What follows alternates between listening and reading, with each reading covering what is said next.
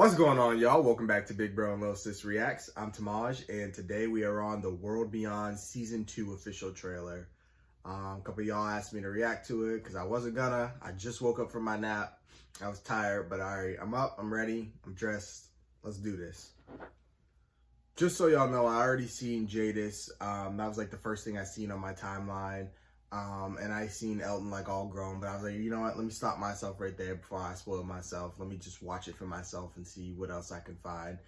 I mean, it has to be about, you know, the CRM stuff right now. Like, we did all the character building stuff. It was kind of a slow burn in the beginning, but the end was really good, and they really need to keep up that pace for like this entire season. It's only 10 episodes, so like, I want non-stop like information and action and like crazy character development.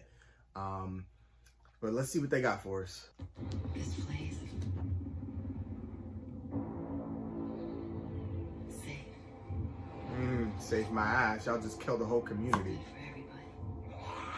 Who's everybody? The people you murdered? Today we honor a part of us. Wait, Huck doesn't know that. Campus colony. Our home is gone. We are all we have. Oh, so they reunite soon, seems like, too.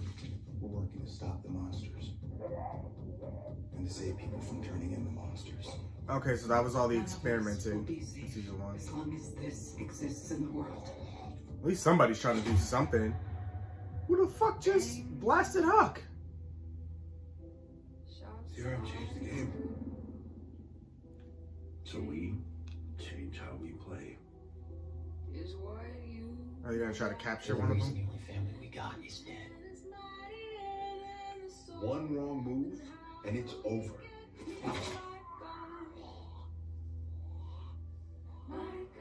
Why do we kill thousands of people? Why don't you tell us? So they catch Huck out on the streets.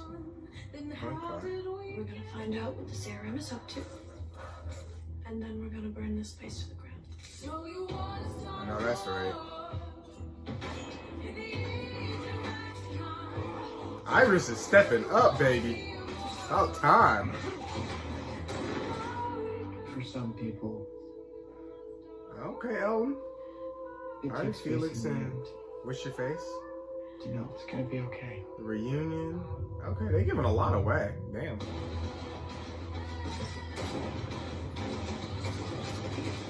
Yes, this is everything we wanted from World Beyond. Yes.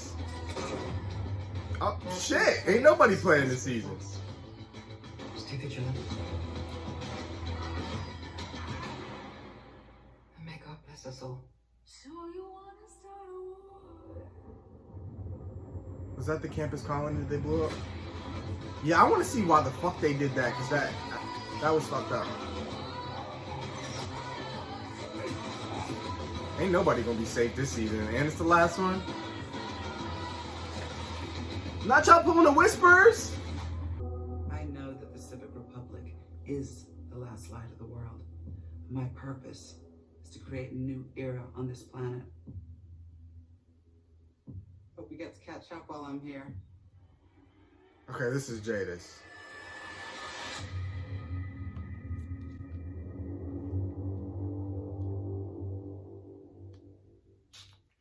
So, Jadis, I hope we get to catch up while I'm here.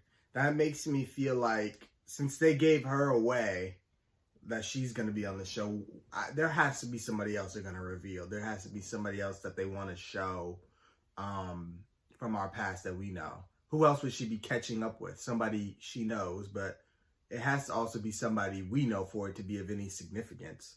And I wonder what episode she'll come into play. That would be interesting because, I mean, they're not going to give us any Rick stuff. They want to save all that from the movie. I expect some teases, but like, I really want to know what her role would be because she was a recruiter for them.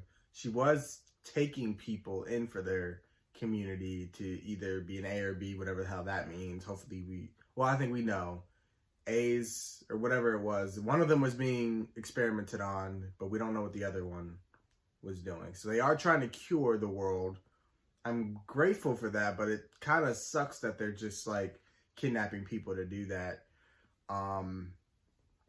And then it's kind of weird because they really pick and choose who lives and who dies. Like, they're not like an open community that is just accepting people. They kind of just take who they want and use them for their own purposes. But there's such a large community at that.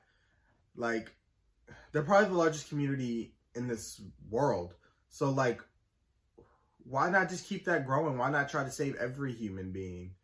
Like, why do you pick and choose who lives and who dies? Like, there's so much we don't know about this community, and their government is so shady. And I feel like this is only just a piece of, like, the CRM. Like, I feel like their military isn't necessarily the bigger evil in the story. Like, Elizabeth, she did seem to regret in her own small, tiny way about killing that large community, because I've been rewatching season 1. I just finished episode 8 like 2 nights ago. But, like, she seems to have regretted that. But I feel like she's getting orders from somebody else to do this type of stuff. I don't think she's the bigger evil.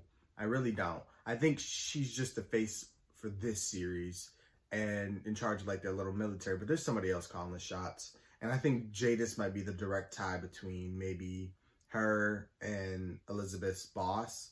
I don't know. But this takes a lot of brains to build something like this, you know? So, I don't know. My copy of this, by the way, I watched it on YouTube. It was blurry, so not every scene was clear. I'm going to have to go watch it on my own. Like, I seen there was a copy on Twitter that was high definition, so I'll probably watch that one. But the characters seem to be a lot stronger this season, which I'm happy about. I hope they make it make sense, though, because they didn't necessarily end super strong. Like, Silas is strong. Hope and Iris are pretty comfortable killing. Elton, he did get us a couple walk kills, but he wasn't like, you know, a Daryl Dixon. He wasn't just fucking niggas up. Like, so hopefully it still transitions a little better into their fighting skills, but they look more confident. They look pretty pissed off. Probably really a lot of it is going to be driven from anger, the fact that they don't have no home to go back to, that everybody they know and love is dead.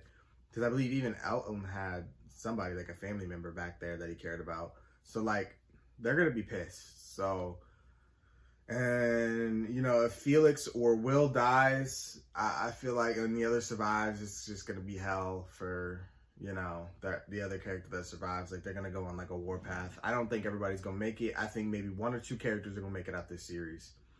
I bet you Huck dies. I bet you Silas dies for Iris. I feel like Iris would be the one to make it out this series. Maybe Elton. Maybe. But I feel like at a point, because Elton is extremely smart, I feel like Elton will get captured by the end of the series, and he'll have to stay in the CRM, and he'll have to be smart and resourceful, and he'll probably meet up with Rick. I bet you. But I feel like Iris and Elton might be the only ones that escape this series. I feel like Felix and Will won't make it. They're good soldiers. They are not scared to fight anybody. Like, I feel like they're gonna go and they're gonna go down to the, you know, last breath, last bullet. They're gonna, you know, do whatever it takes.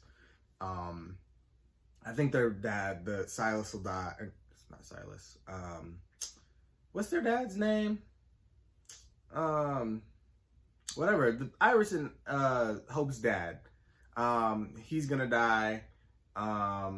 Which is why I think I don't think Hope will survive. I think she's gonna try to, like, get revenge. She seems like the type of person that would, like, I'm gonna blow the CRM up, but I gotta be on site to do it, and she's gonna sacrifice herself to make a huge blow to the CRM. Plus, we know she had some, like, experience making bombs or something. She made, like, a stink bomb or something in the school, so she has some, you know, experience doing that type of stuff.